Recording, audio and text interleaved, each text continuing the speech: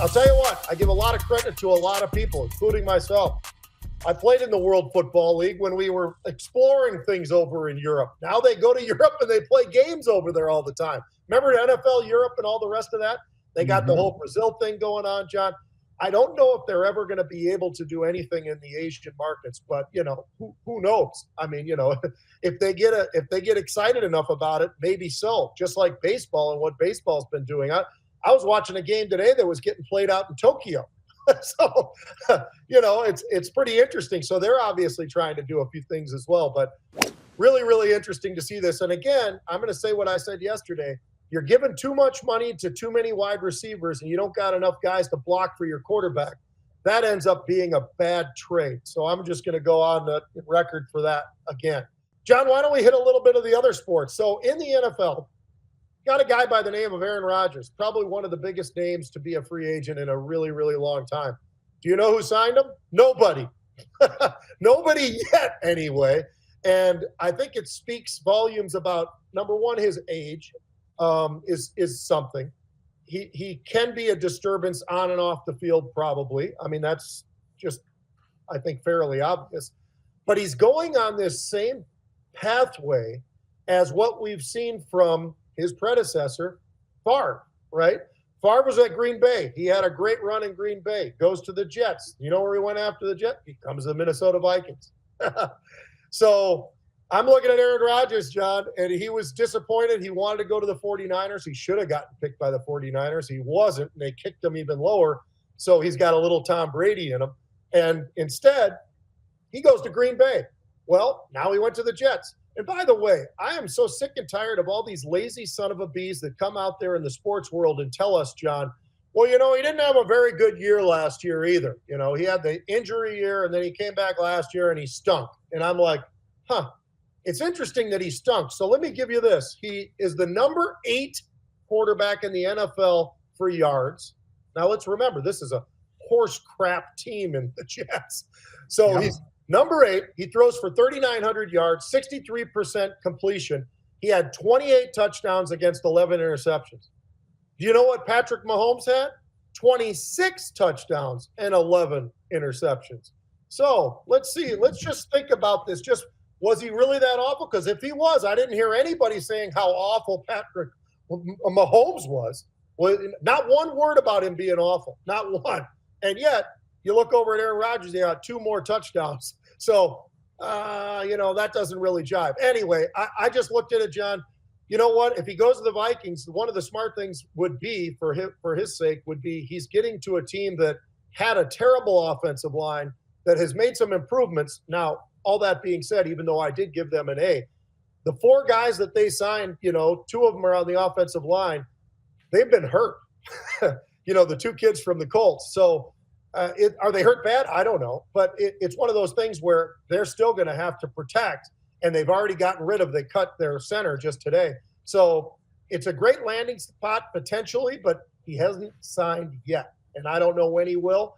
But it still seems like it's Pittsburgh, it's the Vikings, and I don't even know after that. It's not the Giants. It's not I don't think it's the Giants. So what do you think? I don't think anybody in New York, even though you're right about the stats, Pete, the stats put him in, there's 32 teams in the league, right? So the stats have him in the top quartile. Yep. See how I did that, man? Pretty good. But you must be a financial guy. Almost. But yeah, maybe I could go down to that circus in South Florida, Pete. Put on the big red nose and walk around with those guys.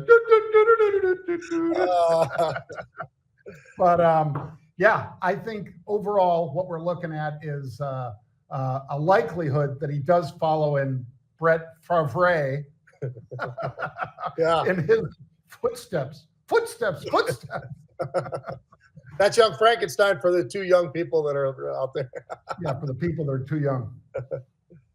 Well, what else you got, Pete? All right, so next up, John, we still have free agency going on. I'm going to the NFL a lot because it's still a really big deal. And when you look around, you got to just look and say, okay, this quarterback went here, this quarterback went here. Now all of a sudden their draft looks a little bit different, right? I mean, because if you got the guy that you kind of want for your quarterback, like, for instance, Sam Darnold going to Seattle, Well, Seattle's not going to draft a quarterback. They just got this guy, paid him a bunch of money. That's true of a lot of them. So who are the best 3 quarterbacks going into the draft? My opinion is different than most, but I will say Cam Ward, because he's pretty awesome, good size. He does take chances, but he doesn't really throw all that many interceptions, John. But he did throw for 18,000 yards in 5 years. So that's not a bad number for him. He's been all over the place. But, I mean, he's been at so many schools, it's unreal. Then Shedeur Sanders, I got him at 2. I actually like Jackson Dart right there with those guys, too. I think he was looked over a little bit. Now, all of a sudden, I think his draft stock is going higher. But I got a dark horse, too, John, that I'll throw out to you. Because everybody focuses on those first 3 or 4. We get tired of that. We all know who they basically are, right? You know, and all that. So here's a dark horse for you. Nobody's talking about this guy. Curtis Rourke from Indiana. 6'5", 225 pounds. All he did was a 70% completion rate for the Indiana. I mean, let's remember who Indiana is in the Big Ten. Oftentimes, great basketball school, but oftentimes sort of towards the bottom of the football ranks, right? Well, they weren't this year. They had a damn good football team, as a matter of fact, this year. Brand new coach, brand new quarterback, and the whole deal. He threw 29 touchdowns and 5 interceptions. He's big. And you know what? One last thing that I'll say about him, and then I'll let you take it, John. He was the number 2 passer in ratings for the entire country.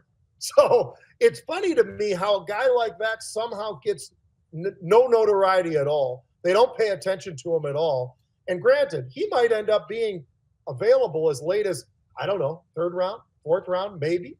And this guy is a baller. So I really think it's one of those things where all these GMs and all these bozos who go with just whatever dumb numbers they've got, if they really were numbers guys, they'd look and see, hey, this guy's the number 2 passer in all of college football. I didn't know that.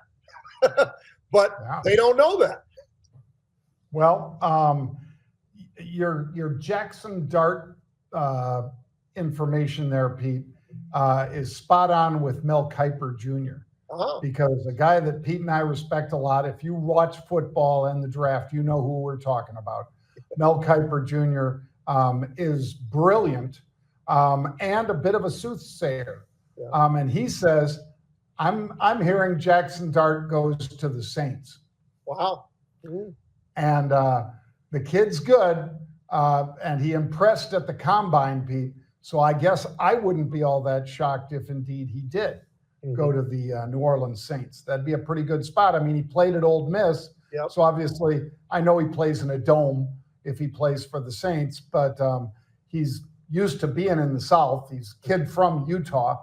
So I think that would be an interesting spot for him to wind up. I got one more thing to throw out to you, Pete. Sure. Sort of a new Pete yesterday talked about Pitino, I think, right, Pete? Yep, with the St. John's. Mm-hmm. Well, on Thursday, St. John's plays Omaha, Nebraska, Omaha, University of Nebraska, Omaha, UNO, I guess.